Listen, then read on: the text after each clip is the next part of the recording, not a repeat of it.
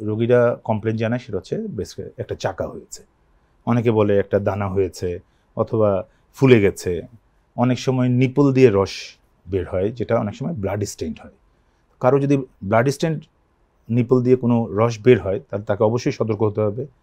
ঠিক সেমভাবে ব্রেস্টে কোনো জায়গায় যদি চাকা ফিল করা হয় তাহলে অবশ্যই তাকে ডক্টরের কাছে যেতে হবে।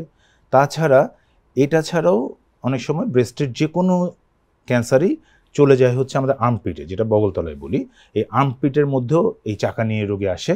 ওগুলোর ক্ষেত্রেও তাকে অবশ্যই পরীক্ষা করে নিরীক্ষার মাধ্যমে শিওর হতে হবে। প্রথমে ক্লিনিক্যাল এক্সামিনেশনের মধ্যে দুইটা পার্ট আছে, একটা হচ্ছে পেশেন্ট নিজে দেখবে, এটা সেলফ ব্রেস্ট এক্সামিনেশন বলে, আর যখন সে নিজে পাবে তখন স্থানীয় হসপিটাল বা বিশেষজ্ঞের কাছে যাবে, সে আবার এক্সামিনেশন করে দেখবে। এরপরে আলট্রাসোনোগ্রাম আর ম্যামোগ্রাম এইটা দুইটা মাস্ট টুল লাগেই, এবং এটা দিয়ে আমরা ডায়াগনোসিস করতে পারি যে এটা একটা গ্রেডিং সিস্টেম আছে, এই গ্রেডিং সিস্টেমে বুঝি যে না এটা সাসেপ্টেবল, এটা ক্যান্সার হওয়ার সম্ভাবনা আছে, তখন আমরা বায়োপসি পরীক্ষায় যাই। জি, যে কোনো ক্যান্সারের জন্য প্রথম যে পরীক্ষাটা লাগে সেটা হচ্ছে টিস্যু বায়োপসি, মানে ওখান থেকে মাংস নিতে হবে, মাংস নিয়ে এটাকে বায়োপসি পরীক্ষা করতে হবে, এবং ওই বায়োপসি পরীক্ষাতে যদি বলে এটা ক্যান্সার তাহলে এটা আমরা 100% বলে দিই যে দিস ইজ ক্যান্সার।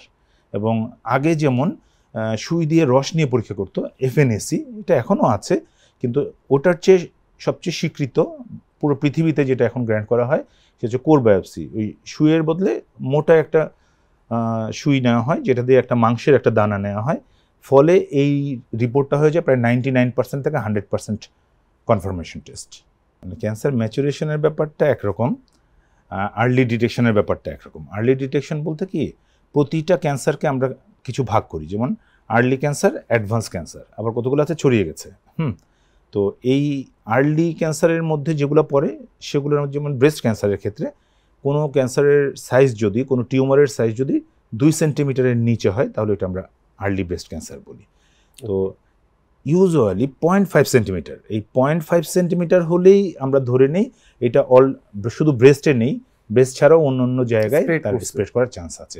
সুতরাং আপনার যে ম্যাচুরেশনের কথা বললেন অনেকটা সেটার মতোই, যে তাও আমরা এটাকে আর্লি ডিটেকশন বলি এই কারণে যে এই অবস্থাতেও ট্রিটমেন্ট করলে সম্পূর্ণ নিরাময় সম্ভব।